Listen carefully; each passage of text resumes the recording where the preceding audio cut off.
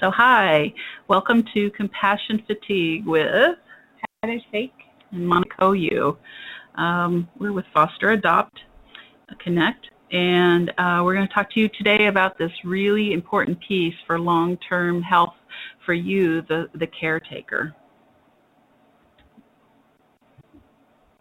These are the objectives that we're going to be going over today. And we hope that you really get a lot out of it. We're going to be sharing some stories, and we hope that you learn to do whatever you can do to really take care of yourself. It's really critical.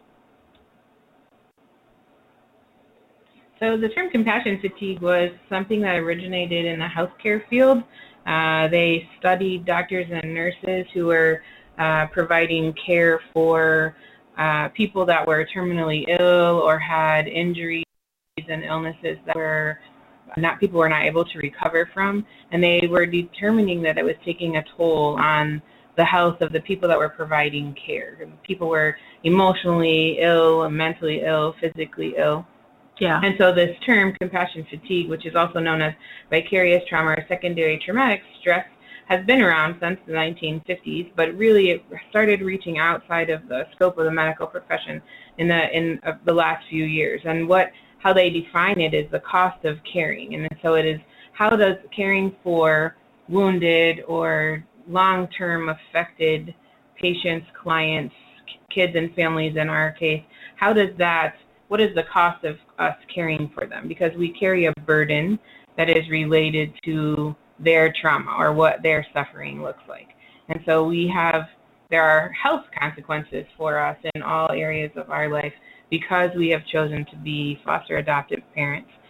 So this is a concept that started in the healthcare field, but kind of spills over logically into social work or people that work with populations that have suffered from severe abuse, neglect, trauma of all sorts.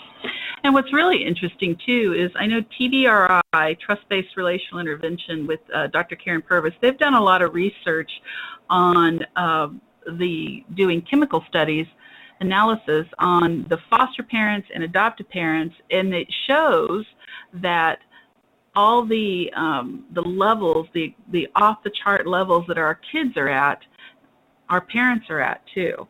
Because of the trauma, all kids know to do is bring trauma to the relationship, and we are literally rebuilding a human being. So it is absolutely exhausting. So this is kind of what you were talking about, Heather, is the damage of prolonged stress. We've got the nervous system, the cognitive function, heart health. I know that there's all kinds of things that happen. You'll see depression in caregivers. You'll see weight gain in caregivers, high blood pressure, all those kinds of things. We talk a lot about our foster parents get a little fluffy as the longer we take care of kids. And if you saw our pictures at the beginning of this slideshow, then you would know that probably from those photographs, we might be foster adoptive parents. In fact, we're both pretty long-term foster parents. I've been foster and adopting for over 18 years. And how long have we been doing it, Monica? Well, I'm not doing fostering anymore, but I've been working with traumatized kids since the 80s. So, and we have 4 kids of our own now. So we like to blame it all on mac and cheese, but the reality is that there is some stress chemicals that have altered in our brains that helps retain that weight. I try to say that to my doctor, and he doesn't really want to hear about it. He tells me I should fix it by eating less chocolate or mac and cheese, but I'm going to take him this PowerPoint and make him watch it so he knows that really my weight issue has to do with kids from trauma. But there really is a true thing about this. Like if you think about how you felt when you started fostering, you were gonna, rescue a kid and hug them and love them up, and you're gonna clean them up, and you're gonna skip off into the sunset, and they would appreciate you. Oh yes, they would be grateful and thankful, and now you've probably done this for a minute, and you probably realize that none of those things were actually right. And hopefully your trainers taught you some things about that wasn't really how it was going to be. And this has been a journey that is not like anything else that you have ever done. It is heart-wrenching and rewarding, and the great, I saw in an article the other day that somebody called it the greatest joy this side of heaven and the closest trip to hell they've ever been on at the same time. time. And oh my gosh, on some days that really is super accurate. And that is so true. And it could be like in the same day you could have those feelings. Maybe in the same hour with some kids you could have both of those, that high and that low at the same time. And that absolutely. has to be stressful on your body, because I don't know that we're designed to ping pong back and forth like that. I don't know that anyone is designed to do that. So this study was really interesting about the increased risk of heart attacks and other coronary artery diseases for nurses that were caring for chronically ill patients over 4 years. They were and they get a break. I mean, nurses work long hours, but they do get to go home and take a shower by themselves. Well, should we comment on the card playing comment that somebody made last week in the Senate? That's what nurses do. That's they right. Get their break to play cards. Gosh, ooh, we don't want to touch anything on fire, but that was an interesting piece, that was right? kind of So they get breaks on their shift. And yes, an uneducated comment. Yes, very much, very much. So then when we get talking about this, what we understand and what we know how this translates over is that we are always the last ones to take care of ourselves, because people that are caregivers don't like to be recipients of care. We're probably the worst at going to the doctor and keeping our regular appointments. We're probably the worst at being medication compliant. We're probably the worst at any sort of self-care or any sort of anything. I know that I always feel tremendously guilty when I take a vacation or when I go someplace and I leave my kids at home, because, I signed up to take care of these kids, and now I spend my time dreaming and fantasizing about getting away from them sometimes. But then I feel bad because I shouldn't want to get away from them, because I wanted to do this. And when you talk to people outside of the foster care community, that's what they say is like, well, why you chose this, or you signed up for yourself.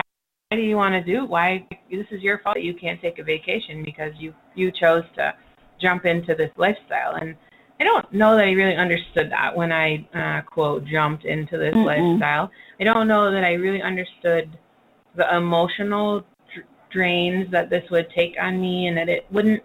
I thought it was going to be about kids.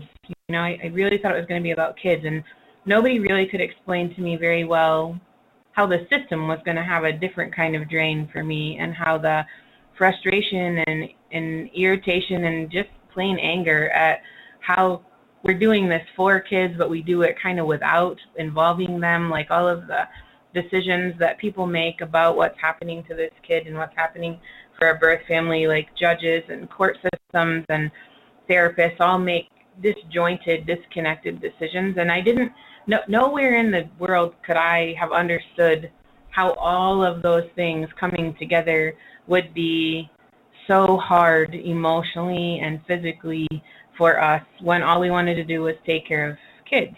Right. So we thought it was going to be like we could manage behavior and we'd be good at that and it would be great. We had no idea of how much the bigger system implications were going to be, and that taking care of the kids is really the smallest part of fostering. I mean, now let's not be unreasonable and say that that's a small duty, because that is intense all by its own self. But the other parts of it are just as big and just as difficult and just as fatiguing to us as taking care of the kids.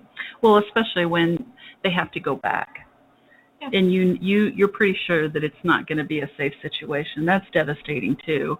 I tease all the time my friends. I said I used to think I was a really nice person until I became a foster adoptive parent. That is one of those changes that happen. So let's talk about some of the reasons that why we do not take care of ourselves. This one, I think these are legit, and I'll tell you, these all have come out of my mouth, just so you know. We might have written this PowerPoint based on things that we've said. I just don't have enough time. And that's honestly true. Like, there isn't time because we don't make time. And we have kids that have severe medical needs. We have kids that are in every kind of activity known to man. We have kids that get suspended. We have jobs. We have to keep our house running. We have to do laundry. We have to get groceries. There's a gazillion things that can consume our time.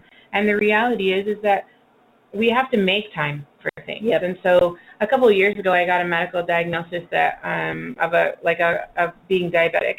And my doctor, the first 2 visits, he was like, "You're going to have to exercise." And so the first time I lied to him and said I was, which of course I wasn't. The second time I lied to him and he called me on it because, I'm a very good liar. And he was like, "You actually have to do this. Like he said, do you shower every day? And I said, well, that's awfully personal. And he said, well, yes. Some days is a good day to get a shower. I do try to shower every single day, whether it's midnight or 2 in the morning. And he said, so if showering is important to you every day, you build time in your schedule to do it.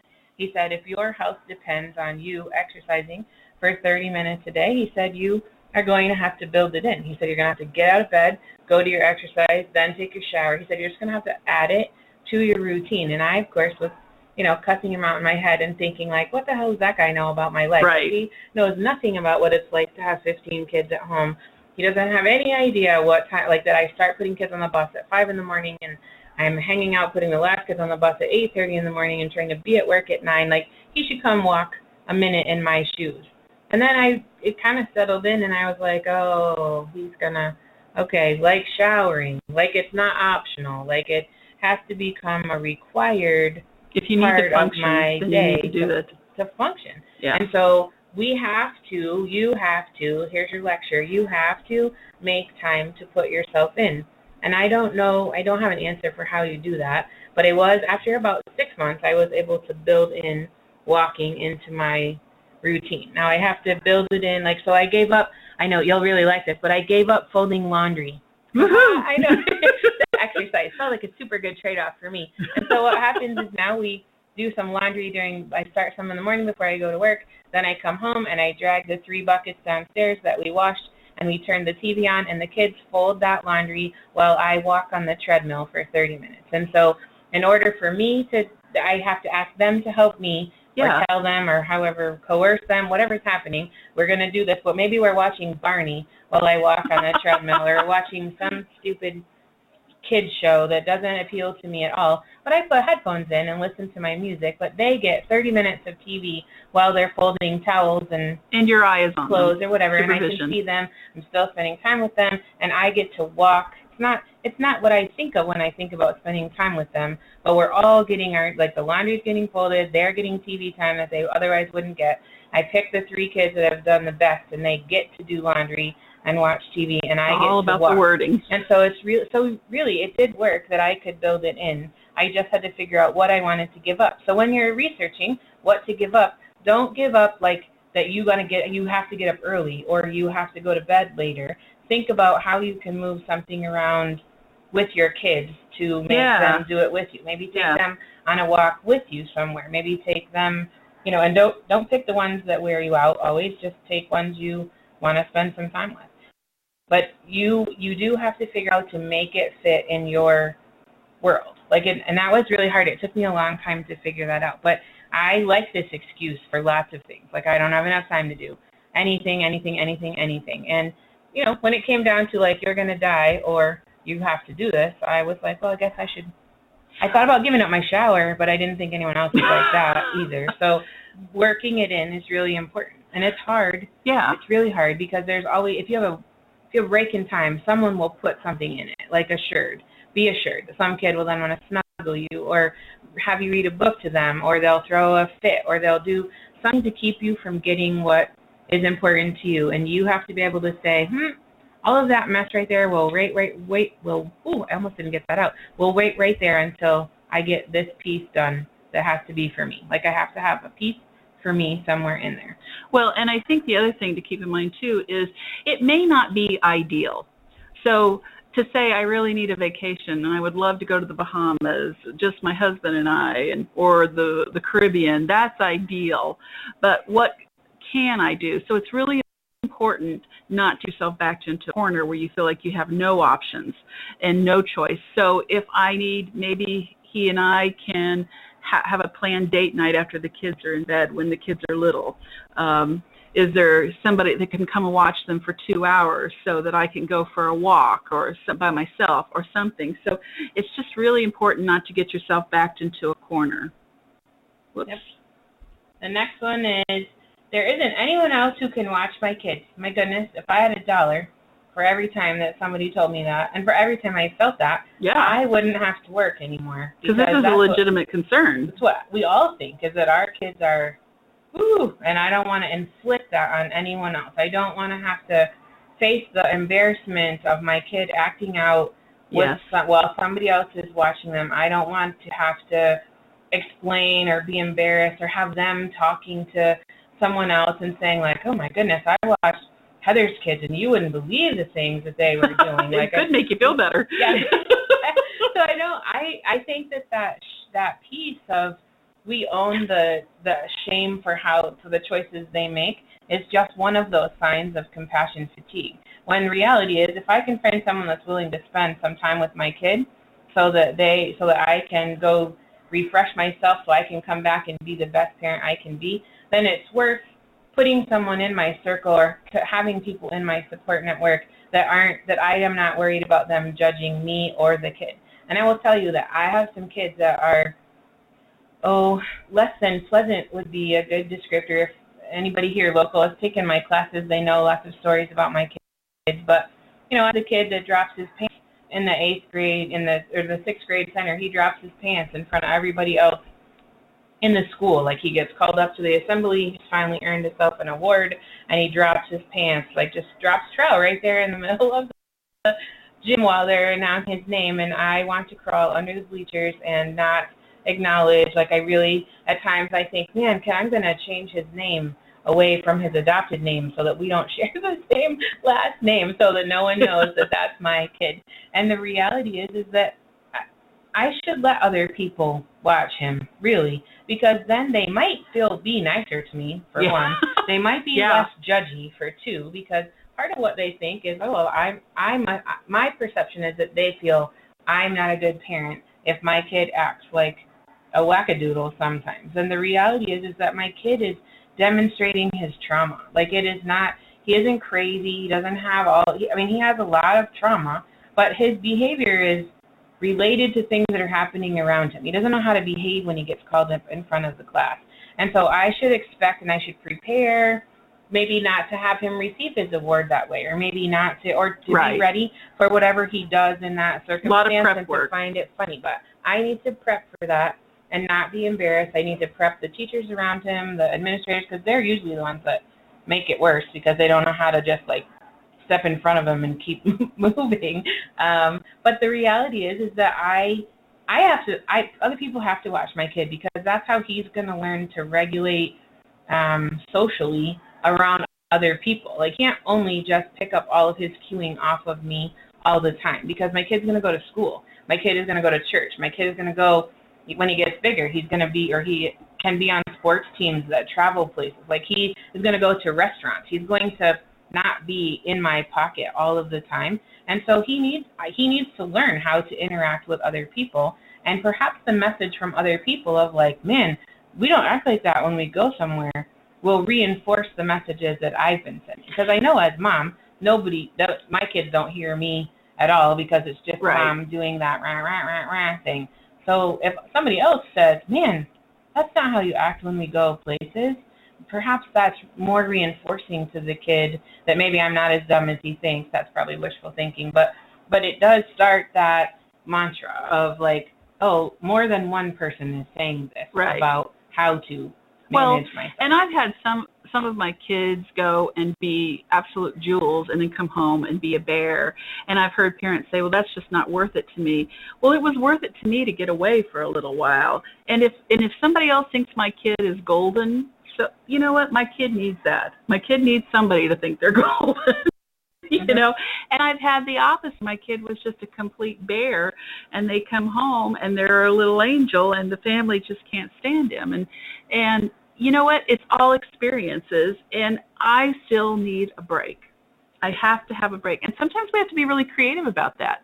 The first time my husband and I got away for a day or two, we had to hire two different people, and what we did, because we didn't have the money for it, was we bartered. And we bartered services. And that way, then, they didn't feel taken advantage of. We set them up on a very strict schedule. We did a lot of prep work, and that would be another great training on respite. There's more than just packing a bag on respite. But, it was important to get away. It's important to reconnect, Because one of the things, especially in partnerships and marriages and dating people, is that in foster and adopt, your chances of divorce or splitting up is going to go up 50%. That's crazy. Yeah, and we crazy. need to be creative with the ways we can get away.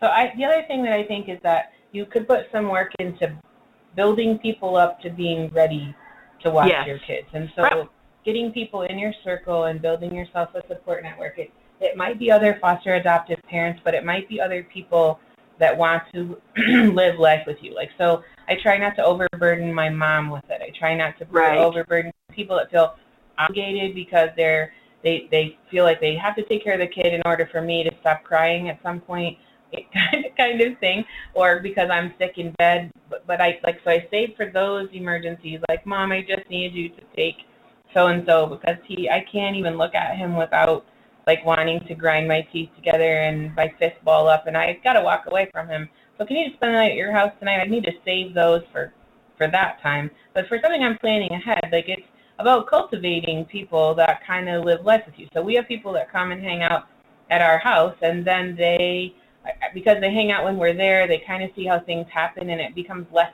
scary for them to think about jumping in. And I also don't get the people that, remember how we all were when we started, of like, oh, this will be so fun. Yeah. I'm just going to show up, and it'll be great. We're going to play games. It'll be like Disney World. It'll be amazing. I don't get that either, because they've spent some time at my house before I leave them alone. They know what they're getting into. They get that we're going to have to talk about, hey, did all the pee go in the toilet? Okay, it didn't. Okay, let's go back up, and it's going to be 5 trips back to the bathroom to get the mess cleaned up that somebody left because they were in a hurry to get back to the kickball game. Like, so cultivating the right people around you, only just to watch kids, but also to watch you and to tell you, like, you look like you might be maxing out. Like, you might look like you're... or you're crossing a line with discipline. Yes, any of those. They're all high-risk things. And the reality is none of us got into this to hurt kids. None of us got into this to do more harm. We all get into this because we want to...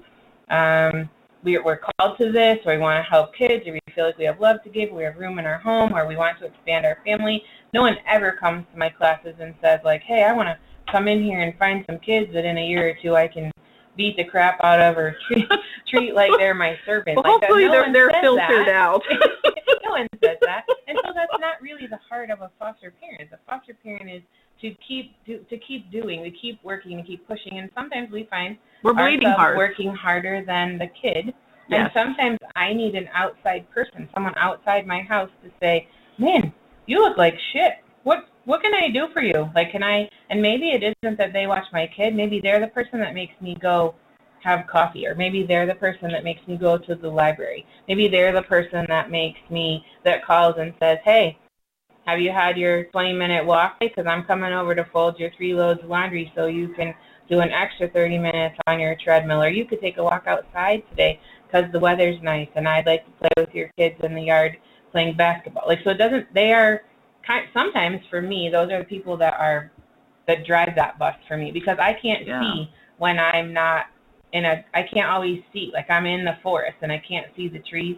I'm just every day drudging through, like, more laundry, more kids, more arguing, more this, more that, and I really need someone to be like, absolutely do. Ooh, you got to have a break. You got to have a break. Absolutely do. Leads us to the next one, which is, I'm too tired to go fill in the blank. I don't have it. I don't want to go to my kid's recorder concert. Now, I'll tell you, recorder concerts are a legit thing to not want to go to, like, for real. Those dying cat sounds are terrible.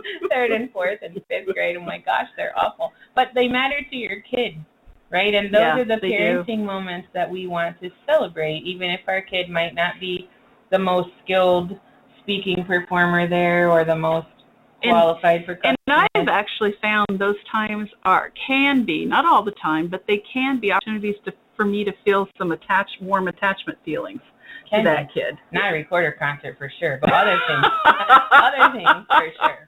But when we say, I'm too tired, or we're going to skip that for your kid tonight because it's, meet the teacher night, or it's the book fair is open at school, or it's parent-teacher conferences where the kids lead the conference, and I know I'm not going to get any top quality information about the academic development of my kids, I like to opt out of those things. And the reality is that when I find myself not prioritizing those things, then I know I'm probably a little bit off, and I need to be excited about my kids' achievements and accomplishments and want to celebrate those things that help them feel like a typical kid having a typical experience. And I think that lots of people say, I'm too tired to go, or when they get there, because your kid is up on the stage, like you check out and get on your phone, and you miss the part that Monica's talking about, where you can actually feel like, oh, look how sweet and innocent my kid looks up there next to all those other little typical kids. Like, you can't even look at my kid and know what a little troll he's been for the last week, because up there next to all of them, he looks so cute and clean, and there's no boogers on his shirt. Like, it's so fantastic. And you get that moment that you carry for a while of like, he made it all the way through it, and he kept his pants up, or he made it all the way, like, it's the small things. You appreciate it. It's the little things in life. Keeping your pants up is a big deal in our house. And so I don't want to be too tired to participate in the parts of parenting that are the reward moments. And the other piece is, too, there have been many times I've gone out where I haven't had a shower that day. I didn't have any makeup on. I might have had dirty clothes on, but I got out because getting in the shower and putting makeup on was too exhausting. There's been many times where my husband and I got a few hours to go see a movie. It was so last minute. We knew we had to take it, and neither one of us looked like we're ready. Boy, that popcorn and Diet Coke was good.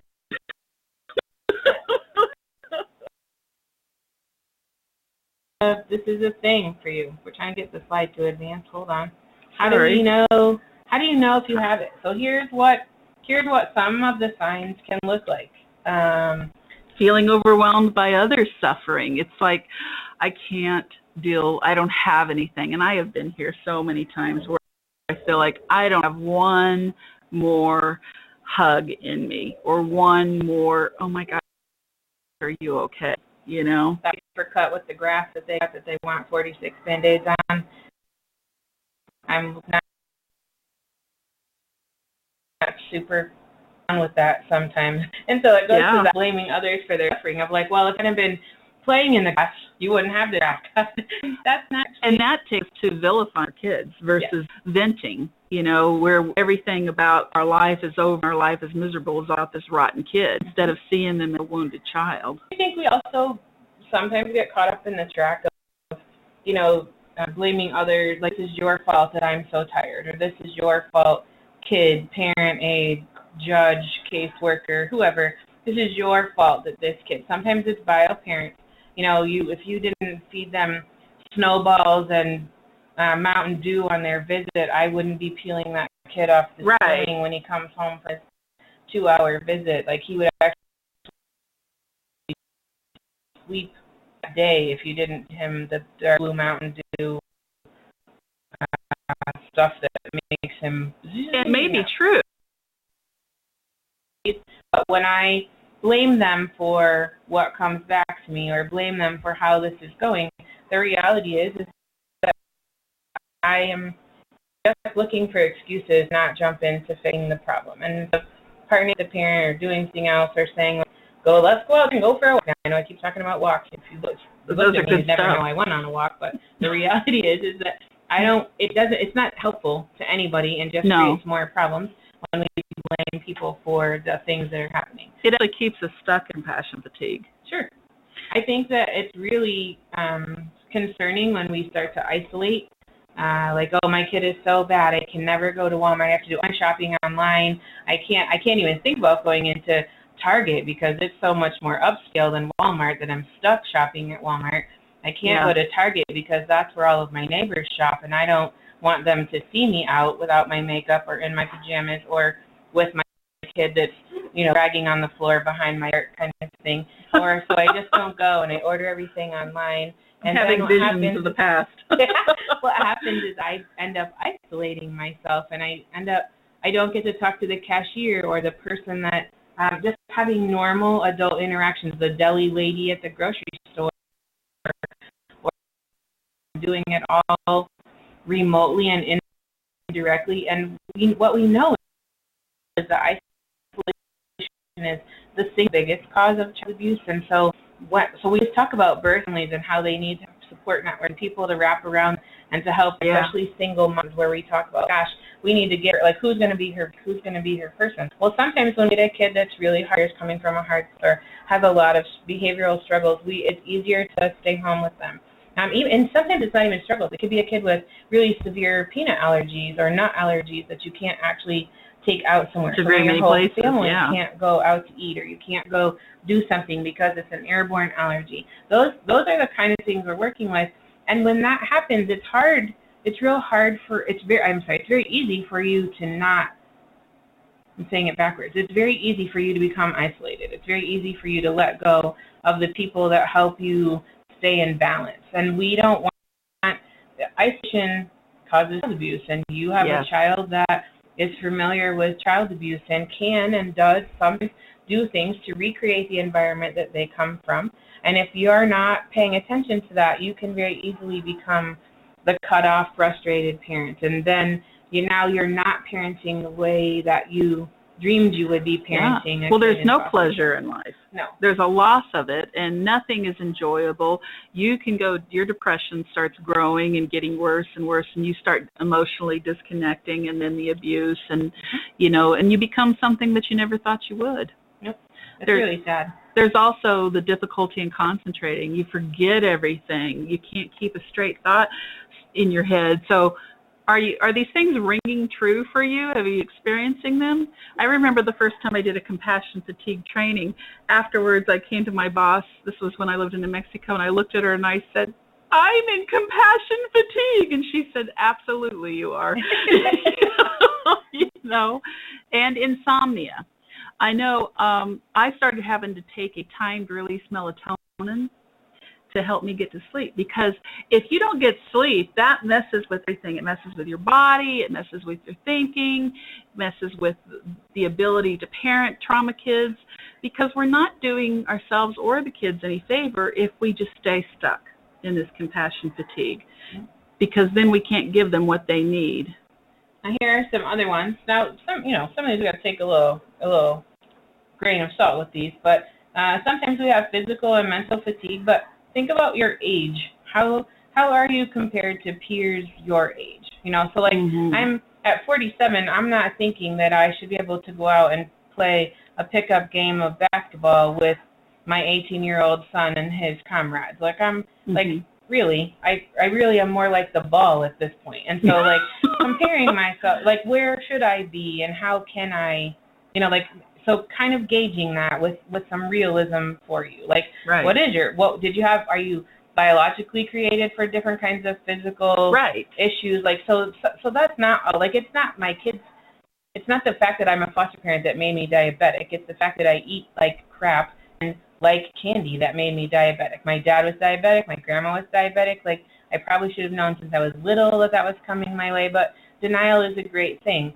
But so the reality is I can't blame that on this. So keeping a level of like, what is real world, what is going to happen to me anyway, what is kind of separate from my fostering life. But when I'm looking at physical and mental fatigue or overeating or poor self-care, that's when it's past my normal line, like past my poor self. If I ever go up in my pajamas somewhere, I know that I'm past my normal line because I don't go anywhere in my pajamas. So if I'm doing my grocery shopping at 3 in the morning because I can't sleep and I have my pajama pants on and it's not a snowstorm and my hair is in some horrible knotty bun on top of my head and I'm eating the donuts as I'm walking around the store at 3 in the morning, somebody better send me a rescue boat because I've hit all the signs at that point. But really, like, I'm going to have poor self-care because I'm the mom of 15 kids and I have a job. Like, so I may go longer to get my hair cut than I would have if I didn't have. So keep some measure of normal when you're trying to assess this. So I'm sure you know what I'm talking about. The excessiveness of use of drugs or alcohol, I mean, that's along those same lines. If you were somebody that used to, have a glass of wine or a margarita when you went out to dinner once, every couple weeks or what, and now you're finding yourself drinking 1 or 2 drinks every night after work. Or maybe with breakfast. Yeah, or running to the bathroom during the middle of the day. Oh my gosh. There's a change that's happening, and we need to recognize those things. And what is going on? What is feeding that? The feeding is you're so stressed out. You're needing some sense of joy, some sense of anxiety reducing inside you, and those are the things that you want to be aware of and be willing to say that this isn't working for me anymore. I think you might get complaints about your attitude. Usually I hear them from my kids first. Man, Mom, you're such a grouch. Yeah. What's wrong with you? You never used to be like that. And so usually that's like the flag for me, especially if I haven't really been, like they're not the kid that's in trouble. It's usually the kid that wants to snuggle, and he hasn't come around for a few hours, and he's giving me the big eye look, and I'm like, what's the matter with you? And he's like, you're kind of grumpy. Like, are you okay? Or maybe he'll come over and give me a hug and be like, it's okay, Mom. Yeah, I know. I feel guilty about that. Because now you know that something is rolling off you. They're trying to take care of you. They're picking up. Yeah, and so you have to hear that sometimes. And I don't really ever like it when anybody tells me I'm doing something wrong. And so that's well, any of us do. It's hard. It's hard. But can you be open to listening? Because denial is probably our worst enemy. Like, it's just strep throat. I've had it before. Taking my antibiotics. I'm just going to keep powering through all of this. I don't need to take a nap today, because if I take a nap, I'll be so off kilter. Lots of times the lives that we live are like a house of cards, and you're kind of juggling this house of cards on a plate that's balanced on the end of a stick that you're holding with one hand, and it's all dependent on, if one thing goes off schedule or goes out of whack, then the whole thing crashes down and you have to start over.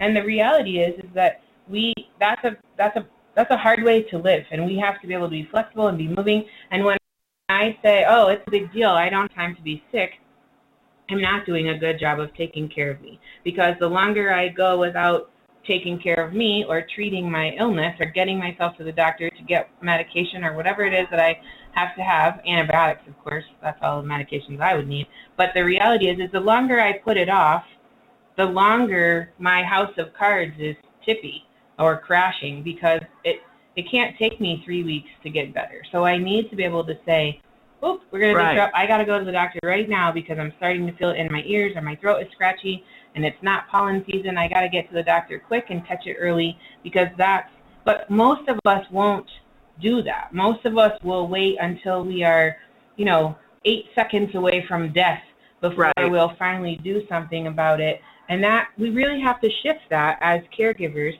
We're role modeling how to take care of yourself. And this is an important, I'm not saying, you get to go to Macy's every day and shop on an unlimited credit card if that's what makes you feel better, that would make everything better. I'm saying, how are you doing with your own measure? How are you measuring your own care? Are you prioritizing your injury, your sickness, your fatigue?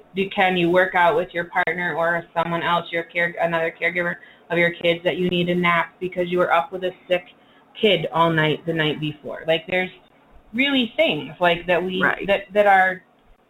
wouldn't judge any other parent in any other family for taking a nap if they were up with a sick kid. You would say, well, yeah, that totally makes sense. But when it comes to reflecting that back on ourselves, we're usually the harshest critics of ourselves and say, like, that's absolutely not okay. I don't have time for that. I can't do it. Well, for me, joy and creativity is the first thing that leaves. That's always a big sign for me. When I can't think creatively, which is, as a foster adoptive parent, you have to, because you have to think outside the box. The other thing is is comparison. We can't be comparing ourselves to what's on TV. We can't be comparing ourselves to the neighbors that have the perfect little kids with the big bows on their head and stuff. That's just going to make us fall apart. So let's look at wait, I want to go back to that comparison thing. You know what I think is really bad for comparing? Pinterest. Pinterest Yeah. and Facebook and Yes. social media. So true. Because I think that those sites are so, I don't even know how it works, but like everything in these people's lives must be photographed, because I can't get a picture with all of my kids looking in the same direction, Yeah. much less coordinated outfits, like to save my life. And so when I can't imagine that it didn't take those people 8 days to get those pictures, those perfect pictures, or my, stellar A+ student getting, saving somebody, climbing down a fire escape ladder. Like, I don't have any of that stuff. And when I look at that stuff, people I went to high school are posting pictures of their kids' achievements, and it's their kid graduating from high school with a 4.0 grade point average, which is and going to a very nice college. Going to a nice college, and they have a beautiful date for Yes. prom or homecoming or whatever, and their grades are good. Oh my gosh! And then there's my kid who's like licking boogers off the wall, and I'm not going to get a picture of that. And so, or I'm sure not going to put it up my on kid's Facebook. Going to Job Corps. Or my kid dropped out of high school, or I'm fighting with my kid every day to get them to school. Like, I'm pulling them out the door on like a donkey lead to get them to the bus, or I'm bribing them with donuts to get them to go to school. Like my life compared to that picture perfect kid can just make me not want to be friends with those people, and it makes me feel inadequate. And because I'm inadequate, because my kid is different. And I have to remember that I'm not comparing apples to oranges. Like, we both may have seniors, but my kid has come from a really different life. Our kids are neurologically very, very different than other people's kids. But, man, it's hard when you're just scrolling through Facebook and everyone's got, the beautiful Easter pictures from our family to yours, the beautiful Christmas picture from our family to yours. And, like, my kids are, like, they got syrup in their hair, and like I feel like I could be. Hey, they had breakfast. But it's really, I've learned to just have to find humor in, like, here's my mess, and I'm comfortable in my mess with my kid, because this is the best that we got, and I have a kid that's still here for Christmas, and he hasn't run away from home, and he made it through maybe an adoption with us, and he's still and he hasn't hurt anybody, working on it every day. Like, I have to be able to measure our own pieces by our own standard, not what all of my high school friends have that I don't have. And that grieving piece is, we talk about that in training, we talk about that ongoing, but I don't think we talk about it enough. So there's that cumulative stress, which is what we're talking about even right now, is just that ongoing, on and on and on, and it just builds and builds and builds, and we think life, I can remember feeling I'm never going to enjoy my life again, and truly believing it. I think that was yesterday. And where that takes me is a really dark place. Yeah. And it's hard to pull out of that sometimes. I think it's very hard to. We run some Facebook groups, and we for foster parents, as a way for especially parents that stay home a lot, or homeschool, or home with medically fragile kids, to get on Facebook and find people that have similar kinds of kids as us. And most of them are closed groups. And somebody did ask that just this week, of like, when does the fun of this start? Like, when do I ever get to feel happy again? Or when do I ever get to feel like I get to say that something is to be for me again? Is my whole life now going to be about putting this kid's, very obscure and weird random requests and demands ahead of things that make me feel like a whole person? And I think that's a legitimate question, because it's definitely a legitimate feeling. Yeah, for sure. And no one ever talks about that, because there's not, we're doing, if you're a person that feels like you've been called to this by God, and that this is your calling, you can find comfort in the Word, you can do all of those things, but the reality is, in your everyday human life, you're going to go and say, why am I doing this again? Like, if I wasn't doing this, I would have money to take a trip to Tahiti, and I could eat at a restaurant whenever I wanted to, and I could do this or that. But this is what you're doing. You're not called to anything that isn't going to be hard. I don't know anyone that gets called to things that are just pure and simple. But the reality is, in the call, you still have to be able to find the positive. You still have, you have to find what is going well, and you have to make something go well if it isn't going well. And if it isn't going well with your kid, then can it be going well with your partner relationship? Can it be going well with your volunteer activity at your church or at the kids' school or with someone else? Where can you find a moment to refill? So this gas analogy is really good. You don't ever feel bad having to put gas in your car, other than it might take your last $10, but you know that if you don't put gas in the car, your car isn't going to go anywhere. Like right. it's going to crap out on the side of the highway somewhere, and then you're going to be getting your exercise that way. So you'll hit two birds with one stone there. See how we turn that into a strengths-based problem? But the reality is you put gas in your car because you know, and when you don't feel guilty about it. You ration it out, and you say, I'm not going to be driving all over town because I don't get paid again until next week, and this gas has to last me. It's the same with our energy and our drive and our passion. Can we ration it out some? Can we use it when we need it? Can we not feel bad replenishing it because you need it to go? And if you don't have it, then we're going to have a problem, which is what ends up with kids disrupting or something worse happening in your home, or you feeling bad about what you're doing and then being resentful toward the kid, and they don't actually need any more of that. So how do you take care of you, be able to take care of them? And it's a thing. It's a real thing. Yeah. How this picture is very compelling to me.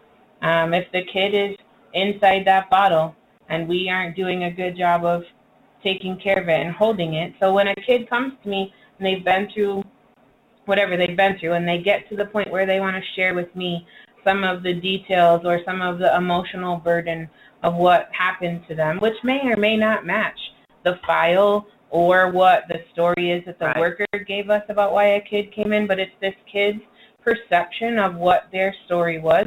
So the kid may be telling you something totally different than what is in the file or what the worker said. It doesn't matter to me that it's different because the kid's perception is their reality. And so I need to hear and be able to affirm and validate and not really reward them, but like love them despite whatever it is they feel that they've been holding that makes them worthless or broken or less than. And when I hold that burden for them, I experience secondary trauma. I am now the caretaker of their vital information, and it's now become a responsibility of mine to help them grow and feel better. And if I am the bottle that is holding that pain and I am shattered, I don't actually think I'm a safe person for them to give that information to, because I'm going to be busy trying to get myself back together and not taking care of them. And so that's what this picture looks like to me, is when I think about when you're going to pour something into me so that it comes out of you so that your healing can happen. And this could be anybody you're in a relationship with. It could be your husband, your partner, your spouse, anybody. It could be anybody, your friend, a teacher, a colleague. Anyone wants to pour something into you. You are a receptacle for that information.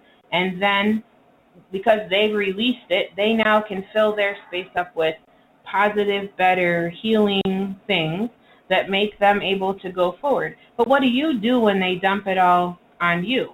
If you're not in good shape, you're going to break like that bottle, and you're going to not be any And this is when disruptions happen. This is when foster parents walk away. This is the place where when you failed, when you feel like you have messed up way too many times, or this is the place when adoptive parents say, I can't take it anymore. I've had it enough. And I think that this isn't just for parents. I think that this is also for caseworkers. I think it's for therapists. I think it's for anyone that has to hear or carry the burden. And it's because that's what we expect the kid to do, is to talk about the things that hold them down or hold them back or impact their development, the things that cause them pain. But that means somebody has to receive all of that. And just hearing it can be hard for us. So I love this little kid that drops his pants everywhere. I really love this little kid, and his story breaks my heart every time I think about his story. And he is the oldest boy in a sibling set of 7, and he really, really, really had a hard come up life. He was the dad of all of his siblings, and the reality is that when he came to our house and became, kid number, 10 or whatever in our house of 15 adopted, he's number 10 chronologically, he isn't the dad anymore. He lost all of his roles and all of the the things that defined him. They weren't healthy what things, he understood, but how he identified as himself. Right. And now he doesn't have that place anymore. And when he talks about being angry that he couldn't keep his abusers from harming his siblings, and he talks about all of that stuff, it's gut-wrenching and horrible and hard, and I cry because I see the little 4-year-old boy that couldn't stop it back then. Like, that kid is still right there in his eyes, and there's all you want to do is kiss him and hug him and hold him and really just not let anyone ever get near him. And then as soon as he discloses all of that stuff, he'll stand up and be like, well, F you. And the 4-year-old's gone, and the 13-year-old comes back. And I'm like, ooh. But I have to hold on to that little 4-year-old in there who now is just feeling super uncomfortable that he gave those parts away because it's more of himself that he doesn't own. Right. And so as much as his story hurts me, I have to be ready to hear his story over and over again, and to have the adult response that's emotionally appropriate and say to him, I'm terribly sorry these things happened to you, and these things will not ever happen to you at my house, and I'm glad you're safe now, and it's okay for you to be mad at whoever and whoever and whoever, and let me help you figure out how to express that to those people, or, like write them a letter or do an empty chair kind of thing and get some of that out, as opposed to feeling like I have to fix him, right? My fixing is by standing next to him. But if I can't hear him... it's really not our job to fix him. But if I can't hear him, I can't guide him either. Like, so if I get so overwhelmed by or if you disconnect from him. Right. Or when he says F you, and I'm like, well, then you're on your own. See you, bye. We're not gonna get to the next step because I'm personalizing the F you part, when I have to really realize that that's coming from a place of protection for himself. Like, it's not personal to me. It's, oh my gosh, what did I just do? And he had let something out and makes him feel vulnerable. If you've ever done anything, if you think back to when you were in, I don't know, 7th, 8th, 9th grade, and you fell in love for the first time, and back then we wrote notes. We didn't have texting phones. Yes, if you like me, circle. Circle, yes, yes, or circle, no. throw. Yes, and do you remember that feeling when you sent that note through the classroom? Now, you young people won't know what we're talking about, but for those of you listening to this webinar that are over 30, you'll know what we're talking about when the note came back circled no, or when someone intercepted the note and read it and you were embarrassed. That vulnerability caused that's the feeling that the kid has when they disclose something to you or when they share something to you, even if they don't mean to put it out there. That naked, exposed, oh, everyone's going to know this now, is the feeling that a kid has when they share some of that stuff. So when people used to intercept notes like that I was involved with, you used to get really embarrassed because the teacher might read it out loud in front of the class, or other kids might take it out on the playground, or there was all that shame-based embarrassment because you didn't know what was going to happen with it. And so I know, and my mother could tell you, that I got suspended on more than one occasion because I went right after the kid that took the note and knocked him down and ripped the note back out of their pocket before they could do anything awful with it, because I was not comfortable with that feeling. And the reality is that that's not really how my character is, except for when I feel so uncomfortable and so vulnerable that I feel like I have no choice but to do that. Our kids often feel like they have no choice. And so how they react can't be personal to us if we ever have had a relatable feeling to being vulnerable or being shame-based or feeling guilty or feeling not good enough. And I believe, well, there's nothing to teach you about feeling not good enough like fostering. But the reality is that we all, if you sit and think about that for a few minutes, you probably can walk in their shoes in an empathic way. You probably, because the feeling of shame for me is the same physical feeling of shame for them. So if I can feel what shame feels like, I should be able to recognize what drives some of their behaviors, which is important. So you've got to hold on to it, be able to sit and hold their pain, because they need to see it, but they can't do both. They're not at a point emotionally, they don't have the inner strength to do both. So, and which brings us back to, if we don't do self-care and take care of that, we will implode. Yeah. Because you can only take so much of that stuff before you will implode. And this is what drives it. When we talk about grief and loss as a foster parent, it's one whole unit in your pre-licensure classes of STARS here in Missouri.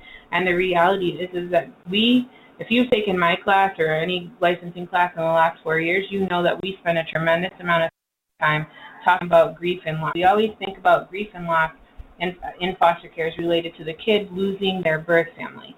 And sometimes that is not the biggest form of loss that a kid is grieving. Sometimes it was, I left my school. Sometimes it was, I left a foster home that I really liked. Sometimes it was, I'm not with my brothers and sisters. Sometimes it's, I just don't understand what's happening. Grief and loss looks like lots of things.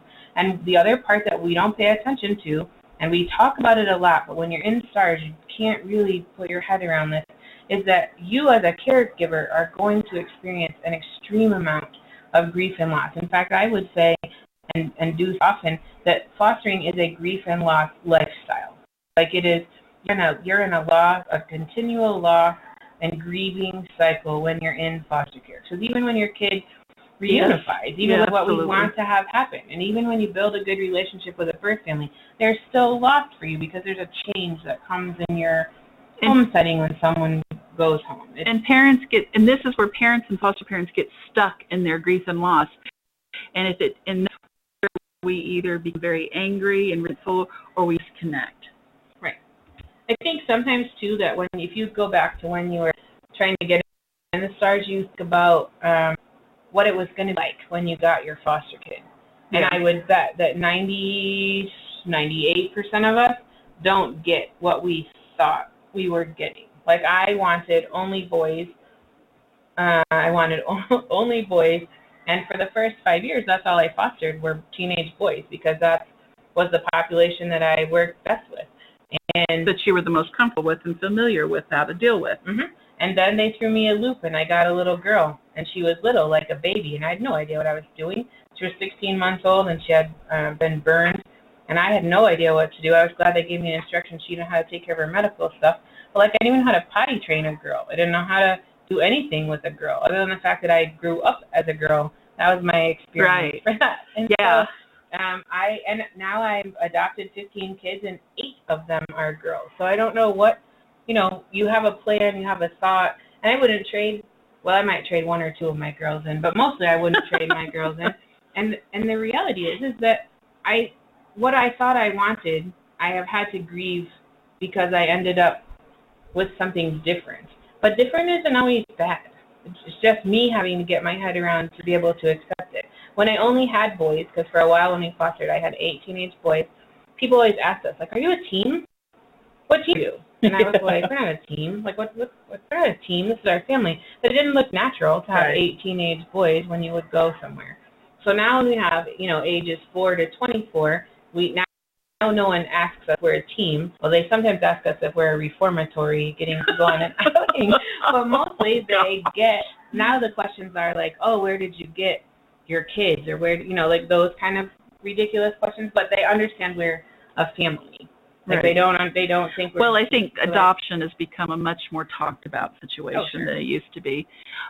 When we talk about grief and loss, and you think about the stages of grief and loss from Elizabeth Kubler-Ross, well, if we take this and change it into more of an attachment philosophy, attachment and loss, we look at, the first one is numbness, and we're talking about kids coming into your home, kids going home, the things kids go through, the things bio parents go through, and social workers go through. And these aren't necessarily in order. They come and they go, and you may have to revisit them several times. And I would really encourage you not to just jump into another placement if you're somebody that needs to work through these things before you take another kid. You have things to learn and things to reflect on. Pining, that intense feeling of grief, yearning for it, loss of sleep. I remember this little girl one time came to my house when we did foster care, and her mom had not abused her, but her mother was escaping from another state from an abusive spouse, and because he had custody, because he had more money than mom, she was arrested, and the little girl had only ever slept with her mom. and they were very, very close. And I remember her sobbing and begging me to take her back to her mom.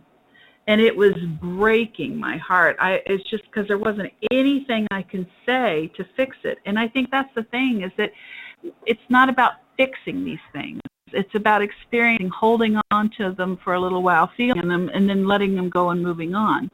The disorganization and despair. We feel this, but we see kids with this too.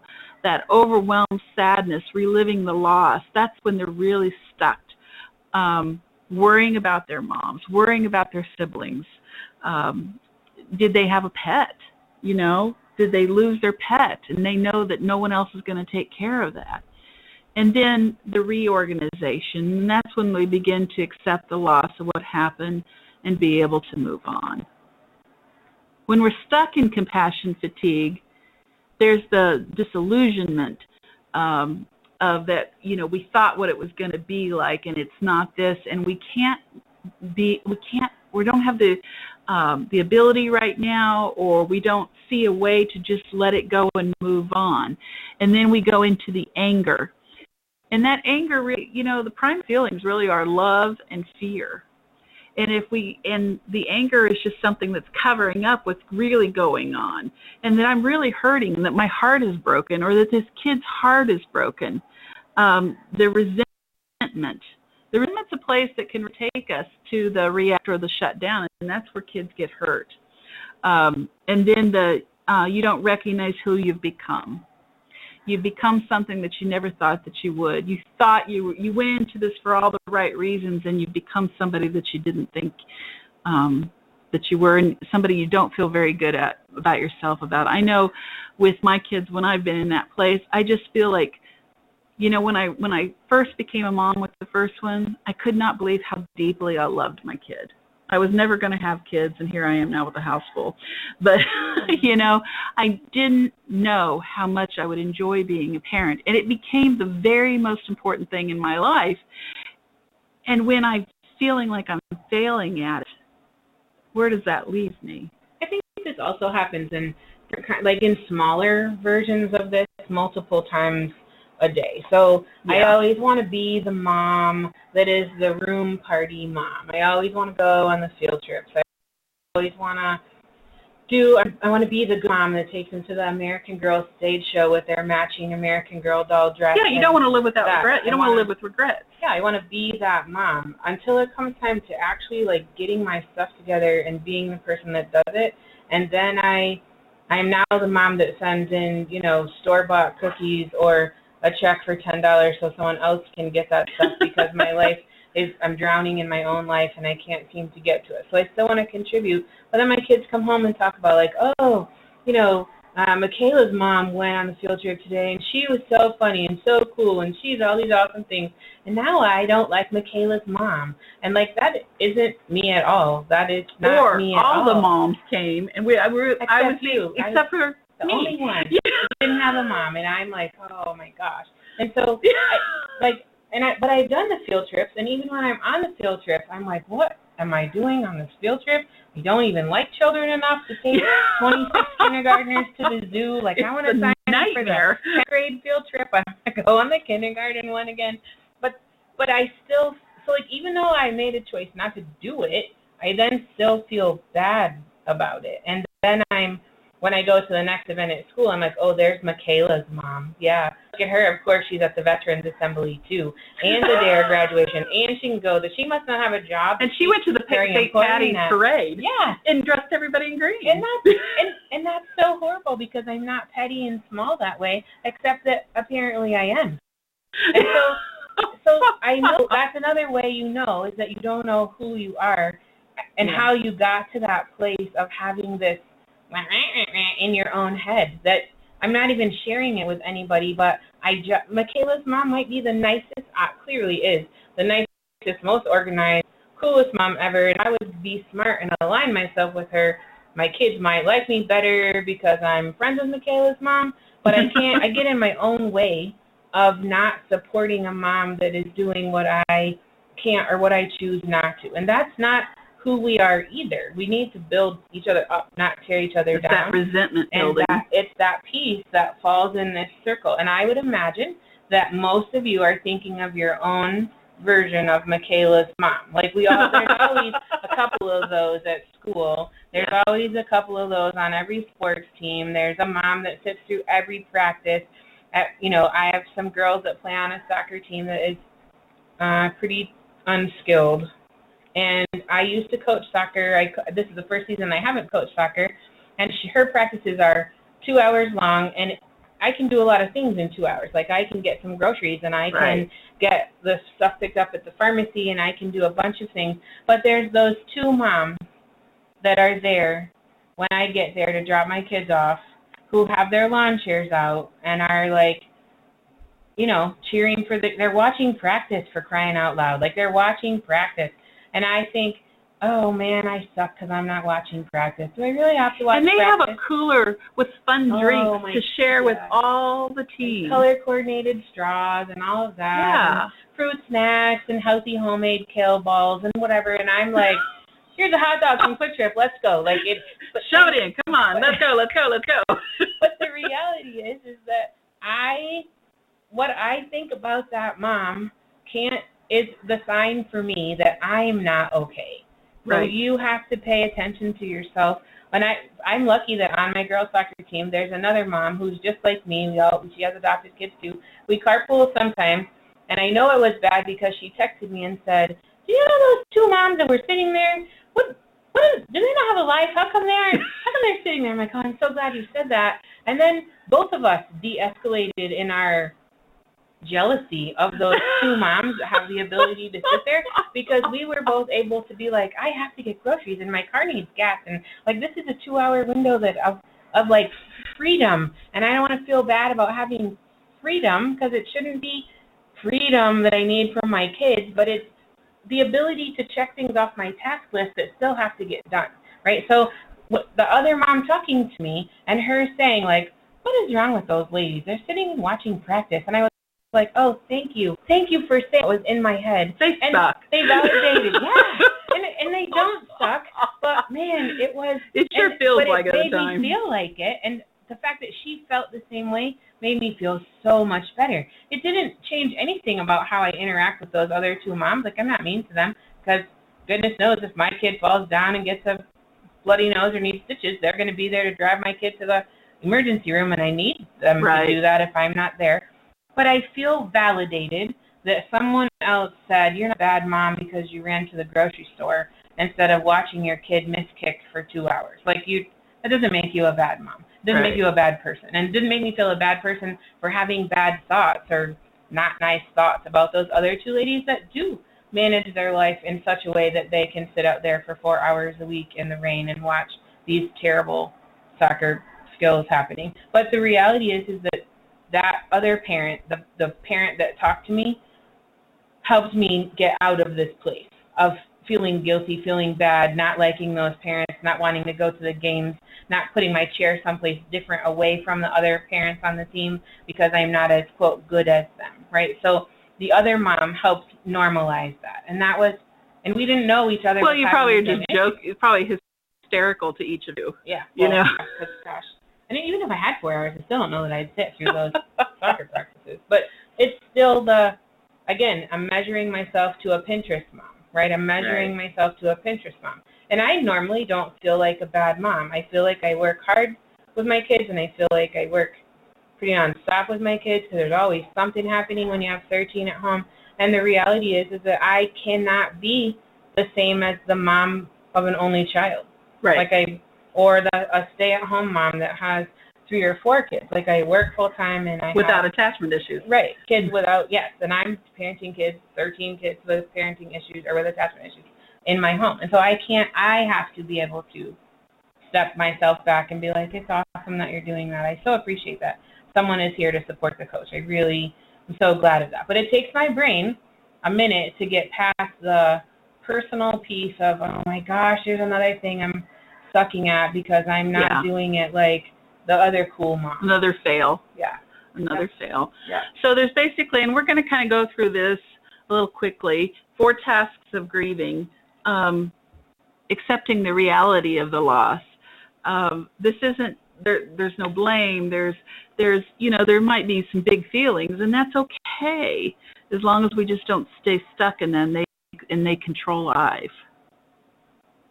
Addressing the pain, in an appropriate way too. May I say, as far as not drinking yourself silly or how do you deal with the pain when a child moves on, and especially when you don't know if it was a good situation or not. Those are hard things to do. Who do you talk to about your feelings? Do you talk to people that are safe to talk to? Don't set yourself up to talk to someone who doesn't understand this kind of lifestyle. Oh my gosh, that's the worst. That's the worst. Like, so you think you want to talk to your family, and most of my parents tell me, don't talk to your family. Your family are the worst people to talk to about this, because they say that, well, what, you did this, you chose this, you stay in this, just give the kids back. Like, you don't actually have to do this. And that means they really don't get what you're doing. Right? And then it just makes you mad at them. So it's really important. It makes you feel more and sad. Who do you talk to about your feelings? I will tell you that there are not many people in physical life, not Facebook land, but in my physical life that I was friends with when I started fostering that I am still friends with today. And I had to let go of those people because they didn't get it. They couldn't understand why I had to cancel things, why I could never go to anything, why I never had a babysitter.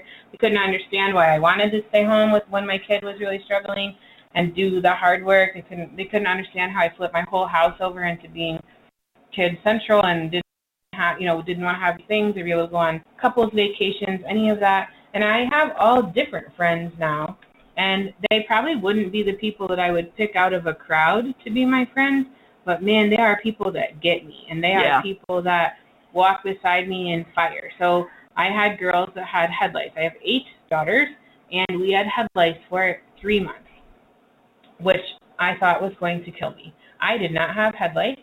Let's just be all really very clear about that, because that matters significantly, that I did not have the headlights. But we had it for 3 months because, you miss one nit, you miss one bug, you have headlights repeatedly, and there were 8 of them. And 7 of them had headlights. And so we were picking nits. And finally, in like the 3rd month, my head was itching, and I thought, oh no.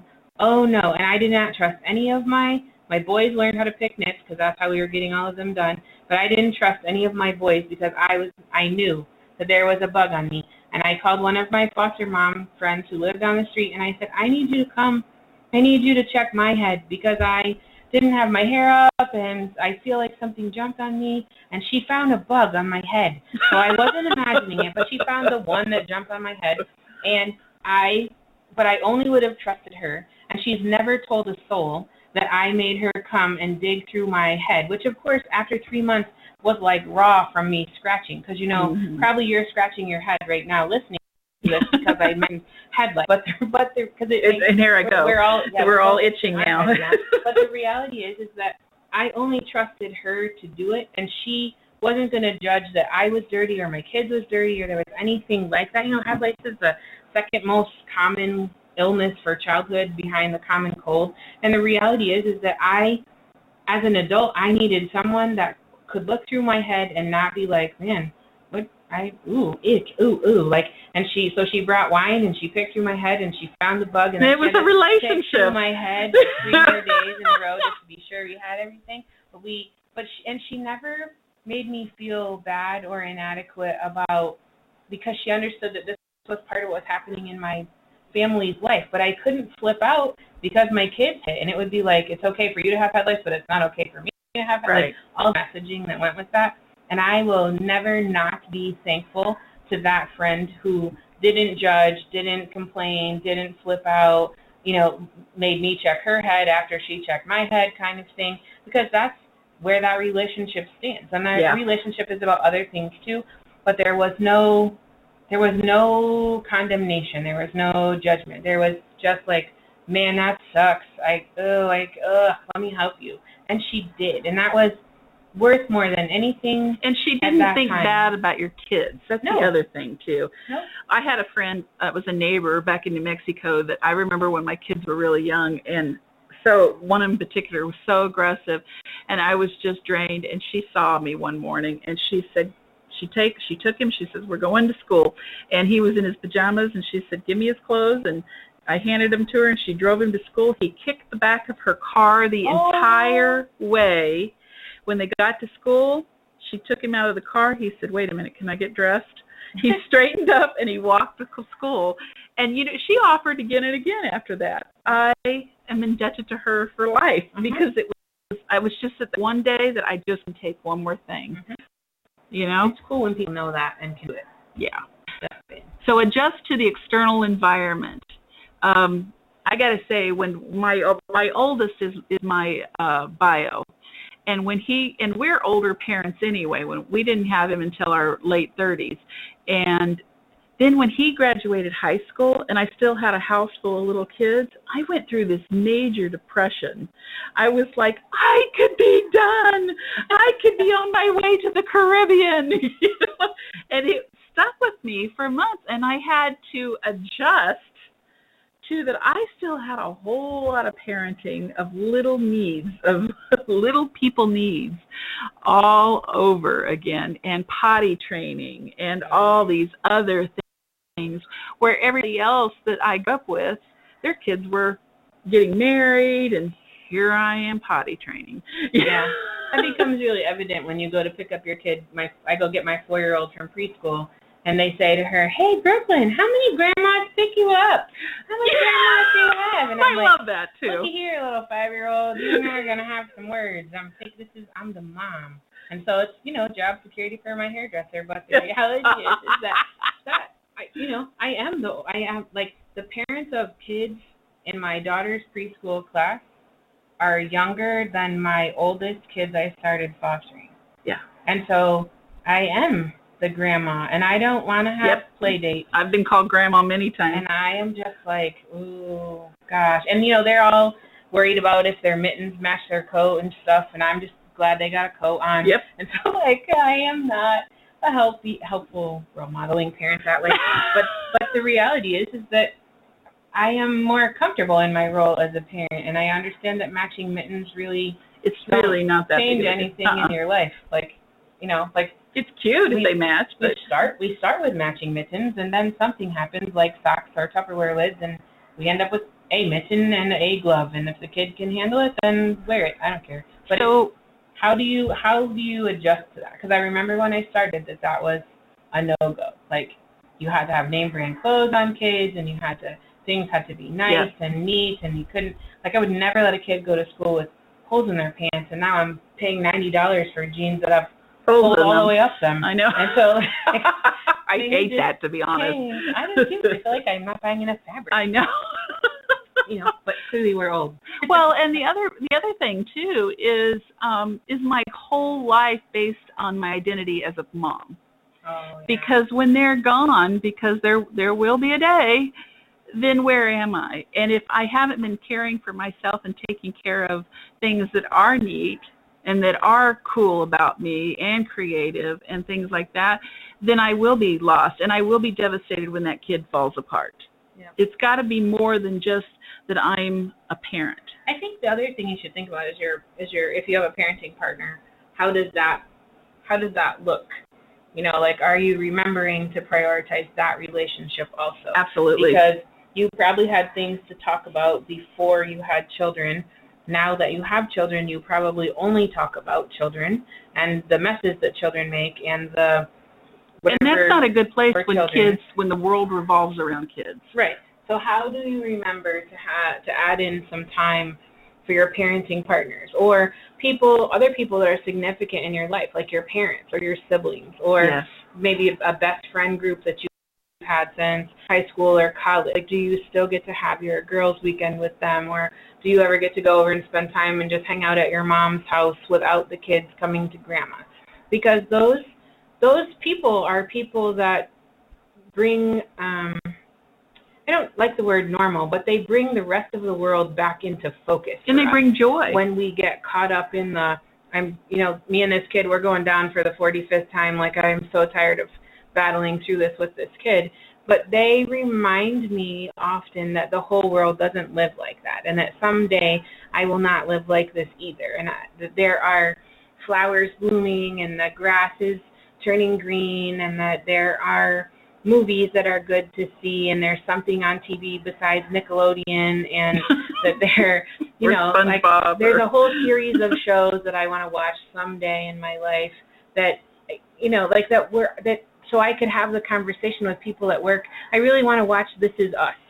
And I don't watch Game of Thrones, but I feel like I need to, because I want to talk to other people when I come to work. But nobody else wants to talk about that latest version of SpongeBob that was on last night, or the new Descendants movie that we had to watch. They're all talking about adult things and things that interest them. And so where can I find some of that balance? Like, can I go to a watch group with somebody and have somebody manage my kids? Like, because that is part of your external environment. It's who else is around you that isn't only connected to your kids. Right. Right? How do they keep you connected to things? Yeah. I know when one of the big things too, even with my partner, was with my husband when we first started having kids, was he did not parent the way I parented. Oh, right. You know, and he wasn't as in tune to every little therapeutic component going on. You know, he'd be like, "Are you hungry? No. Okay, I'm out in the garage." You know? And I had to let him be him. Yeah, that was really hard. My husband is a data analyst and has a math degree and a computer science degree, and so entering the dark world of social work was not for him. And so we're 18 years into this now, and he's able to say, "Oh, I think that kid has some trauma issues you might have to deal with," and then he goes to the garage, which is a big step up from, "Are you hungry? I'm going to the garage." Now he's like, "Oh, you're gonna have to deal with your mom about this. That's her area."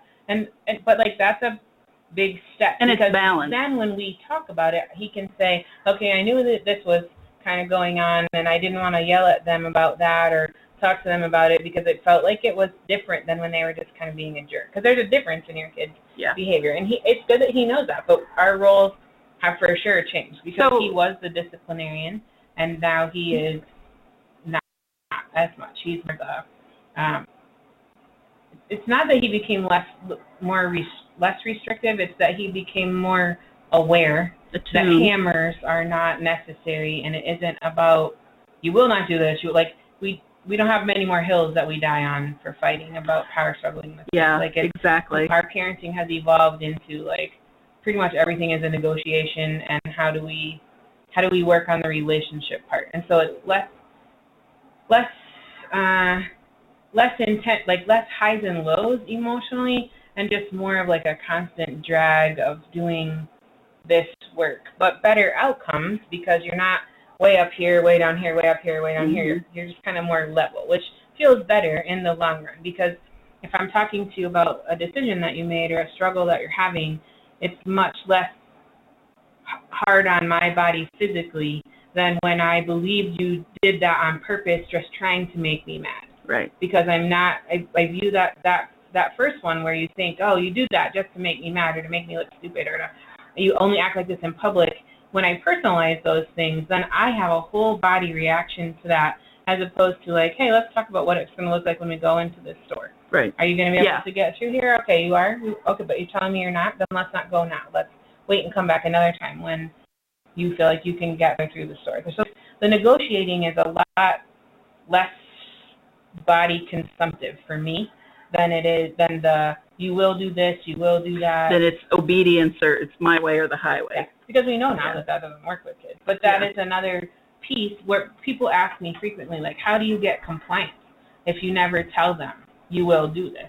And I think I do tell them, like, "You will do this, like you will finish high school." There's a place for that. There's a place. You will finish high school. You will not cuss at church. You will, like, there are those things. But then if you're cussing outside when you're playing tackle football with my 7 sons and there's bad language down there, I may just yell out and be like, "Do you have to use all of those words, or could you all just pick the cuss word that starts with an S and use that one today instead of the S one and the B one and the A one and all?" And they're like, "Okay," and like they hear, and it's my funny. message is like, "Hey, there's a lot of that. How about you tone that down?" But they're teenage boys playing Right. football in my yard. And so if I say there will be no cussing, I'm probably not going to win that one. So why make that the trap that I know they're going to get caught in and then I'm going to have to react to? It's really about and then how do we it's negotiate. a setup for failure, which is going to be more exhausting. Going to be tiring. Then find an enduring connection with the child and then move forward. So memory books, photographs, life. I love stories. My kids love stories. They love to hear, the funny stories of each other. They love to hear the first time I saw them, all those kinds of things. And those are good things because I'm constantly being able to, it brings some good feelings. The texting, I'll tell you, texting, I didn't always think that, I have a lot of problems with a lot of social media, but texting for some of my kids is a great way to communicate through problems. One of my kids had been severely sexually abused. And when he went to Vegas one time to go to a Mustang show, the 50th Mustang show with my husband. And they're walking down the street and two girls walked past him with pasties on their chest. And it totally triggered him. It devastated him. And I was traveling for work, and so he texted me in the middle of the night, and Dad had been there for him, supported him and everything, but then later on, Dad fell asleep, and they were late in the evening. He texted me, and we're talking about it, and we're talking about it back and forth, and it was a really nice time, and it built those good feelings in for both of us that was a very painful, scary situation for him, and because sometimes our kids can't handle that direct one-on-one contact. Yeah, I have a few kids like that too. Especially introverted kids. You know, if you give them a device, they might disappear into that thing for a long time, and it's a frustration for lots of parents, including myself, that my adolescent has all of these, I call them imaginary friends, because they're not people that actually go to their school or people that might even be in our state, but they're having these really intimate relationships and photographs with people that were friend of a friend of a friend of someone, like it suggests people that you may know, or you just follow them because you're on Snapchat.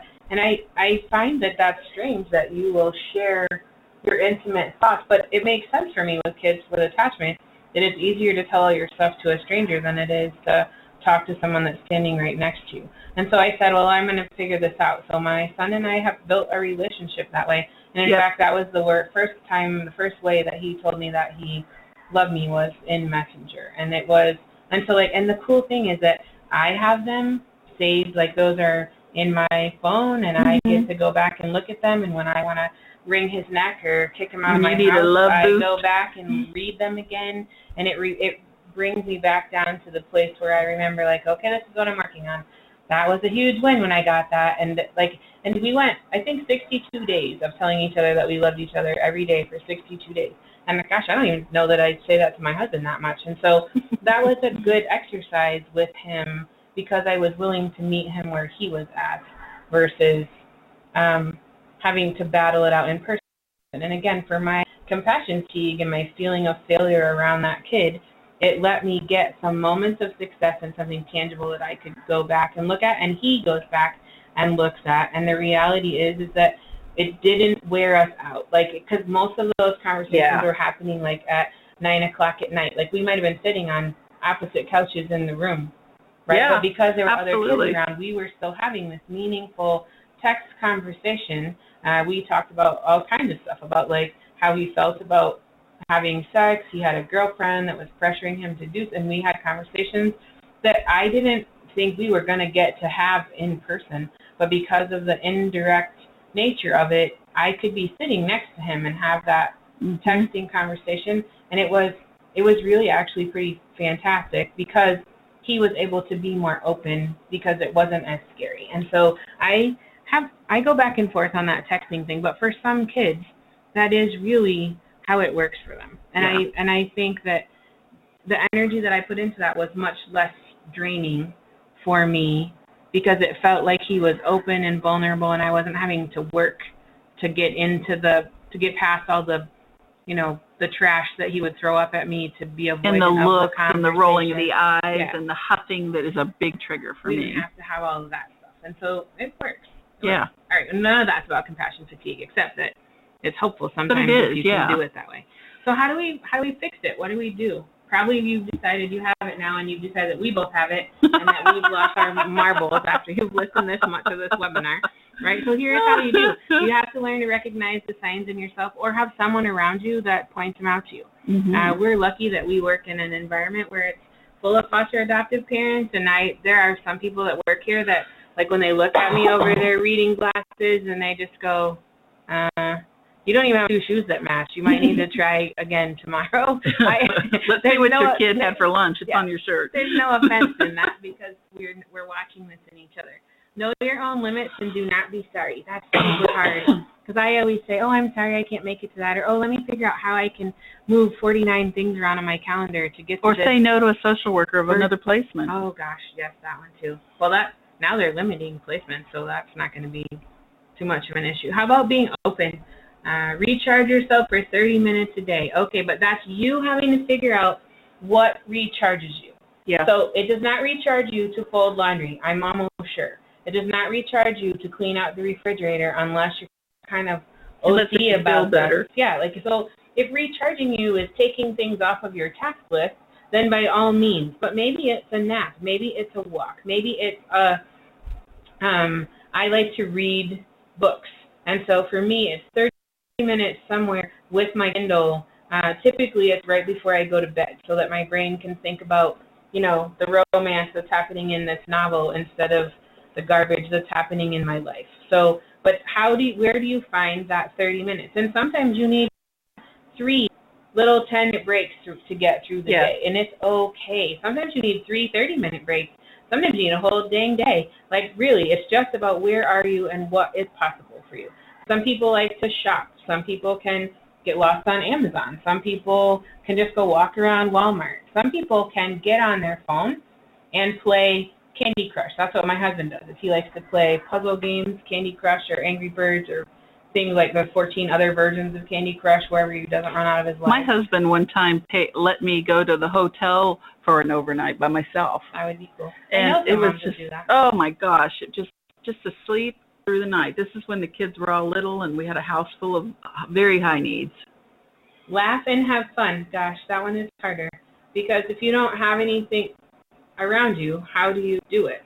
So sometimes that's where you get on your phone and you're looking at Facebook and you're looking at memes, but then you just flip over and you're in your email, and then now you got a message from the caseworker or the therapist, and that just took away your time. So I would tell you not to try to not do those things on social media. Try not to, like, maybe call someone and talk to them voice to voice, like, and have a connected relationship. If you're going to be on your phone, maybe you're at home, you're alone, talk to somebody on the phone instead of doing it through social media or Messenger or whatever, because it's real easy to click over to the other things that then are the drain and rob you of your time.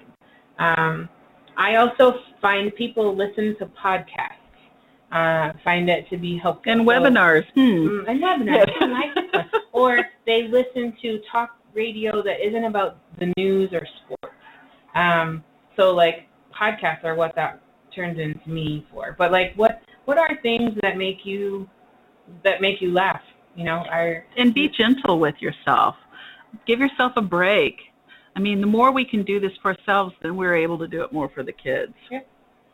Exercise your mind. I like that a lot better than exercising my body. But it is important that you get some sunshine vitamins and you do some exercise. Like, go outside, walk up and down your driveway, go get the mail, walk across your grass, take your shoes off and feel the grass in between your feet. Yep.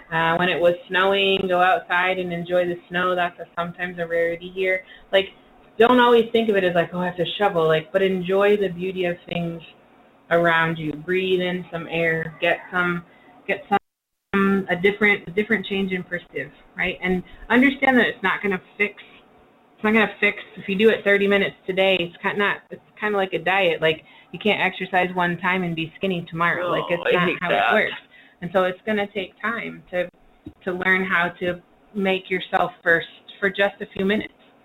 And honestly, I'm not very good at it yet, and probably Monica's not very good at it either. But the reality is we have to keep trying it, because it's like wearing new skin. You know, it just feels weird for caretakers to take care of themselves.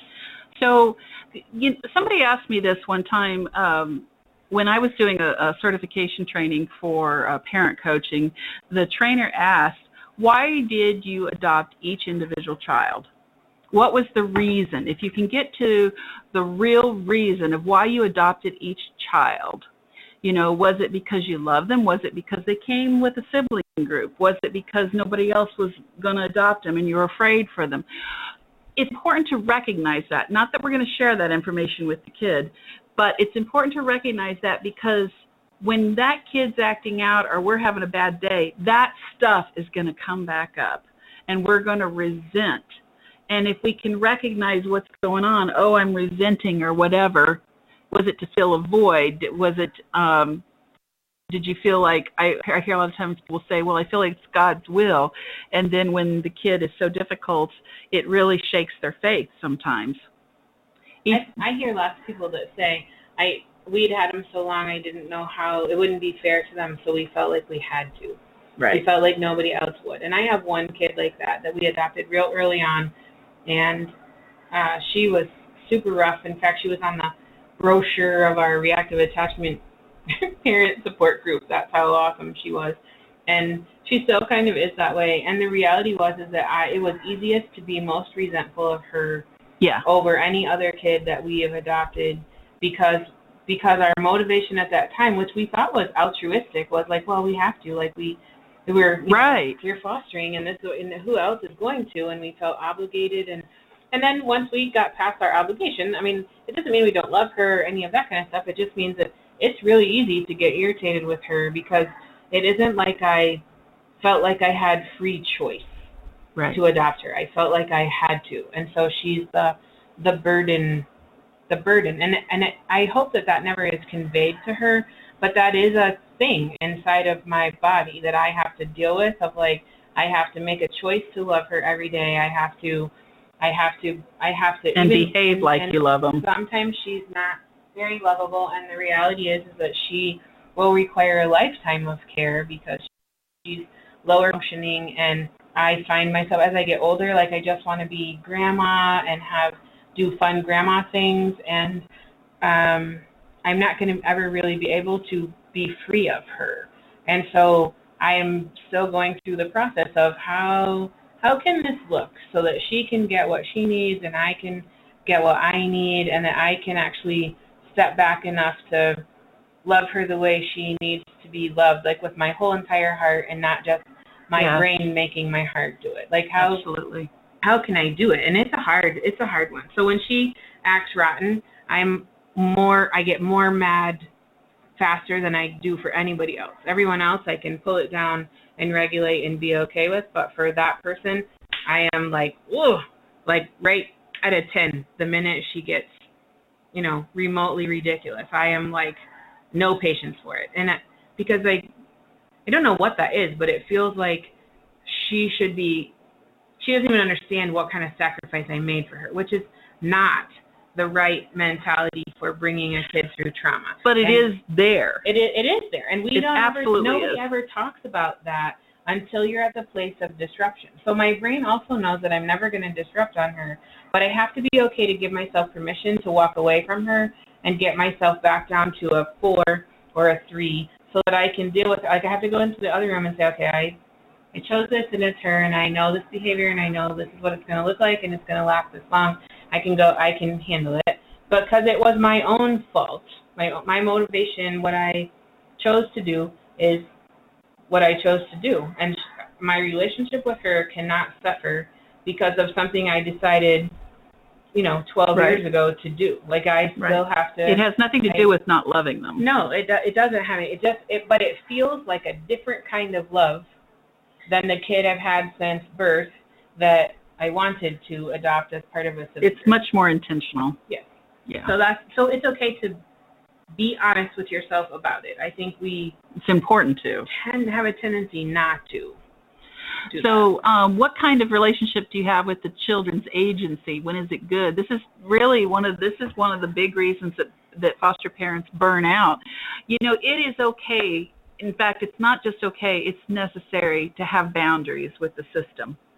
And it's also an important piece to remember that, one of the big reasons that kids have so much trauma is because of the system, because of all the placements, the way the things are handled, the lack of control, the way the kids are brought into the system, all those things. And we have to have boundaries to protect ourselves. And people will say to me, well, I'm afraid if I don't take this kid, then they're never going to call me again. Yes, they will. There is always going to be a barragement of children, and I know that sounds awful, but it's the truth. Mm-hmm. It is the truth. The number one reality is this job is not going away. And when you don't set limits with yourself, they're not going to be your best friend. Do not expect them to be your best friend and to have your back all the time. Are your expectations of the child realistic? The only thing I think about is birthdays and Christmas on this one. What are the expectations that this kid's going to be appreciative, that this kid's not going to destroy the toy, $200 American Girl doll in 5 seconds and then play with the box? Give the gifts and give the amount of gifts of what's appropriate for the developmental level and the sensory level of the kid, what they can handle. I remember one of my kids wanting a scooter, just a plain, not even an electric one, just a plain scooter on Christmas. He picked up that thing and with all his might threw it into the sliding glass door. Oh. And it was like still and even though that was years ago, it's like 10 years ago, I can still see it in slow motion in my head. It was the craziest thing and birthdays were the same thing. He'd never had a birthday party, so I'm going to have a birthday party for him. And we're going to do all this wonderful, and I'm telling him about it, and he's all excited, and he's excited, and we're driving home from picking up all the cool birthday stuff, and he had never done anything like this to me, and he says, "You're the most stupidest bitch I've ever seen." Ooh. And I just turned around, and we took all the stuff back, and at first I was doing it out of reaction, but then I realized it was more than he could handle. He could not handle all that, so we simplified way back, and then I wasn't so overwhelmed either because he just couldn't handle it.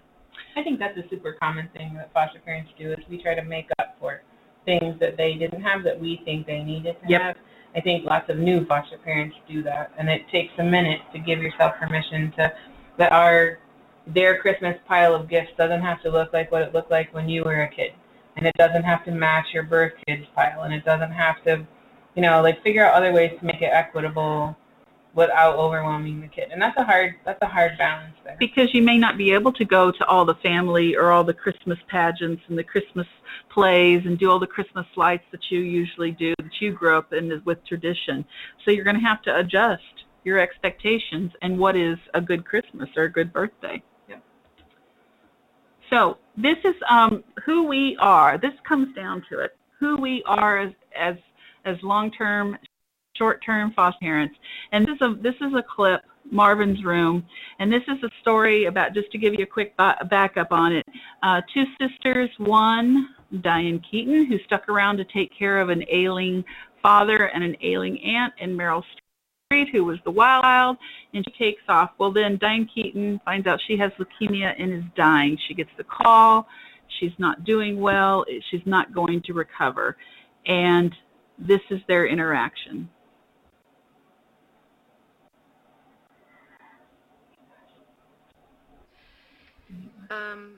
We should tell the boys. Well, I was in the middle of doing something. What was I doing? Oh, Dad.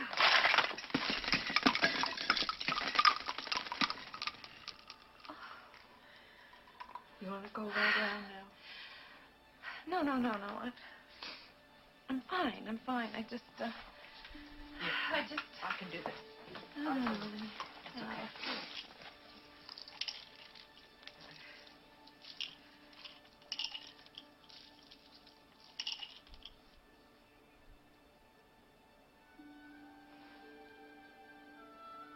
Oh. Lee. I've been so lucky. Oh, Bessie. I've been so lucky to have Dad and Ruth. I've had such love in my life. You know, I look back, and I've had such love. They love you very much. No, that's not what I mean. No. I mean that I love them. I've been so lucky to have been able to love someone so much.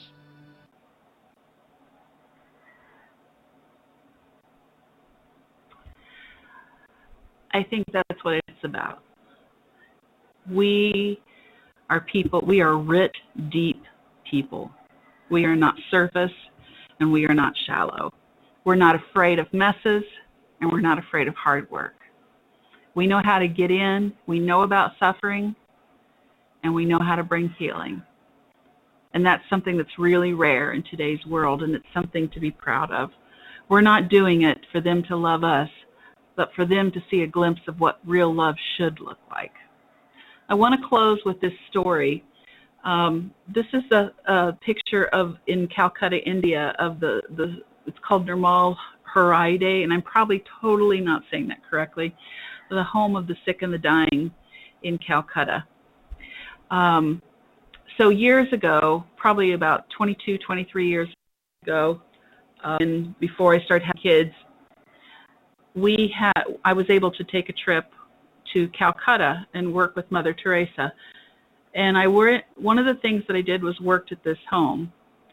And I went, and there was a woman that I was feeding, and it was a fish stew, and the bones were in there, and you had to pick up, it was a very kind of stringy kind of fish, and there was some old stewed vegetables in there, and there was a lot of tuberculosis, a lot of, I had to take like $600 back then worth of immunizations before I even went. So you had gloves on your hands, you had masks on your face, and I was feeding this woman, and there was rice in there, and she looked very emaciated, like something that you would see from Africa, or the stories that you hear about in Africa. And as I was feeding her, she would grab my hand and just stare at me, and then she'd kind of collapse back on the bed, and I'd continue feeding her. And she did this 2 or 3 times. And I remember thinking that I had made a mess because there was food all over her, and all I had was my broomstick skirt to clean her up with. And so I took my broomstick skirt and I cleaned her face and I cleaned her hands. And after she ate, I put my hand, which was kind of cool because of the glove, on top of her head, and she was high fever. And I just rubbed her head until she fell asleep. And I just felt something very deep within inside me say, you have everything you need to complete this moment. And sometimes that's all we get with kids, is the moment. But that moment is sacred. And that moment is something to be very proud of. And the work we do is something to be very proud of. And you do have everything you need to complete the moment because they need you. I hope you'll take care of yourself. I hope you've enjoyed this time, and we will talk to you soon. Just a reminder, you need to sign in on below where the PowerPoint shows up on your screen. Sign in and be able to take the short quiz, and then once you're finished taking the quiz, it will email your certificate of completion to you. So don't forget to do that so you can get credit for this webinar. Thanks for coming. Thanks.